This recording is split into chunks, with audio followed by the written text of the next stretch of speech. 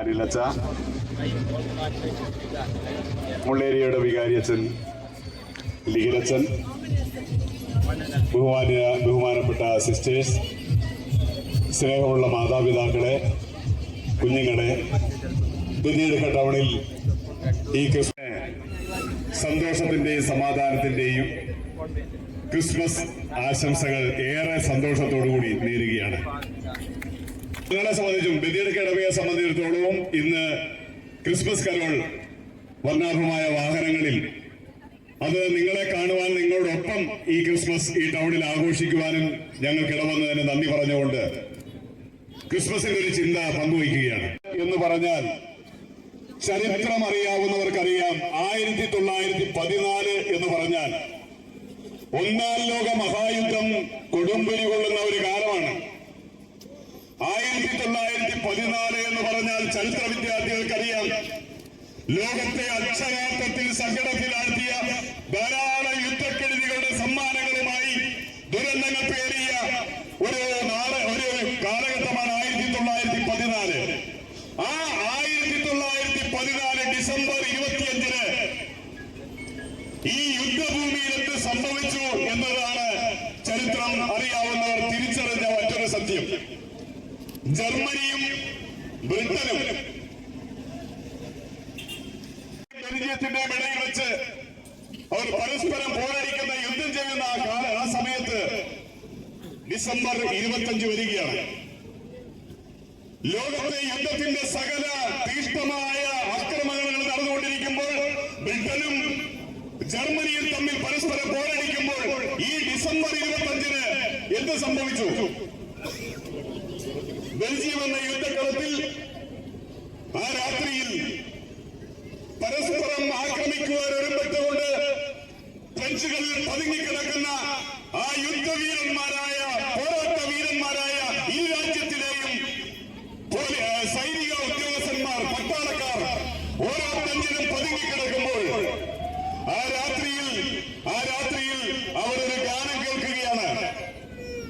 Silent night എന്ന വിഖ്യാതമായ Christmas ഗാനം ബ്രിട്ടന്റെ യുദ്ധമുന്നണിയിൽ നിന്നും സാവധാനം ഉയരുകയാണ്.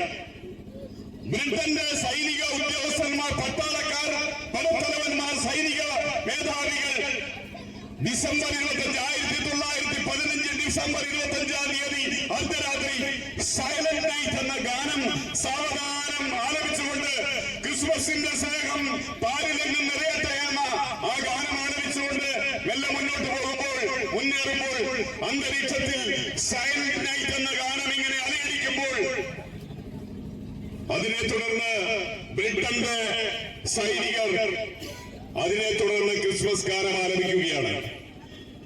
അങ്ങനെ എതിർ പക്ഷത്തുള്ള രണ്ട് ടീമുകളും ഈ രാത്രി ക്രിസ്മസിന്റെ രാത്രി 1914 ക്രിസ്മസ് ഗാനം ആലപിക്കുമ്പോൾ ആയുധങ്ങളും പടക്കോപ്പുകളും വെടിക്കോപ്പുകളും എല്ലാം താഴെ വെച്ചുകൊണ്ട് അവർ ഫ്രഞ്ചുകളിൽ നിന്ന് പുറത്തു വന്നു.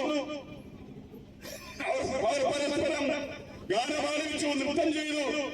ചില യുദ്ധഭൂമികളിൽ ഫുട്ബോൾ വരെ ഇരു ടീമുകളും കളിച്ചു എന്ന് പറഞ്ഞാൽ നിങ്ങൾക്ക് മനസ്സിലാകും ഒരു യുദ്ധമുന്നണിയിൽ എങ്ങനെയാണ് ഇത്രമാത്രം സന്തോഷത്തിന്റെയും സമാധാനത്തിന്റെയും അനവധികൾ പെട്ടെന്ന് ആ അന്തരീക്ഷത്തിൽ പടർന്നത്.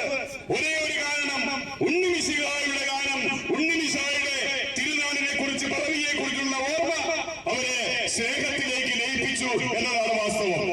പ്രിയപ്പെട്ടവരെ, ഈ ഇന്ത്യയിലും നമ്മുടെ നാട്ടിലുമെല്ലാം അനിവാര്യമായ കാര്യം ഉണ്ണിമിശിഹായുടെ പിറവി തിരുനാൾ എന്ന് പറഞ്ഞാൽ പരസ്പരം പോരടിക്കുന്ന ഒരു തിരുനാളോ ആഘോഷങ്ങളോ അല്ല, മറിച്ച് എല്ലാ മനുഷ്യരും ഒന്നാണ്. ഏത് രാജ്യക്കാരാവട്ടെ, ഏത് മതവിഭാഗത്തിൽപ്പെട്ടവരോ, ഏത് ദേശത്തുള്ളവരോ ആവട്ടെ, എല്ലാവരും സൃഷ്ടാവിന്റെ സ്വന്തമാണെന്ന തിരിച്ചറിവിൽ സ്നേഹത്തിലേക്ക് ലയിക്കുവാനുള്ള ഒരു രാത്രിയാണ് ക്രിസ്മസ് രാത്രി.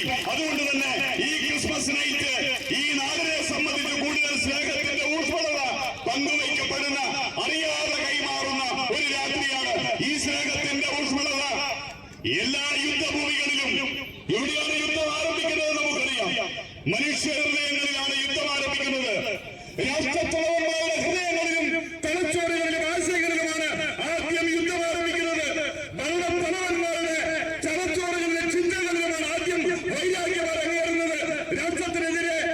രാഷ്ട്രത്തിനെതിരെ, മനുഷ്യർക്കെതിരെ, സമൂഹത്തിനെതിരെ അവർ ആശയം മറ്റുള്ളവരുമായി പങ്കുവയ്ക്കുമ്പോൾ ആ വിദ്വേഷത്തിന്റെ അലയൊലി പെട്ടെന്നൊരു തീക്കാറ്റായി മഹാശാപമായി ജനത്തിന്റെ ഇടയിൽ വന്നു വീഴുകയാണ്. അതുകൊണ്ട് ഭരിക്കുന്നവർ ക്രിസ്മസിനെ എപ്പോഴും വ്യത്യസ്തമായി കാണാൻ ശ്രമിക്കുന്നു. കാരണം ക്രിസ്മസ് സമാധാനവും ഐക്യവും സ്നേഹവും ലോകത്തോട് പറയുന്നതുകൊണ്ട്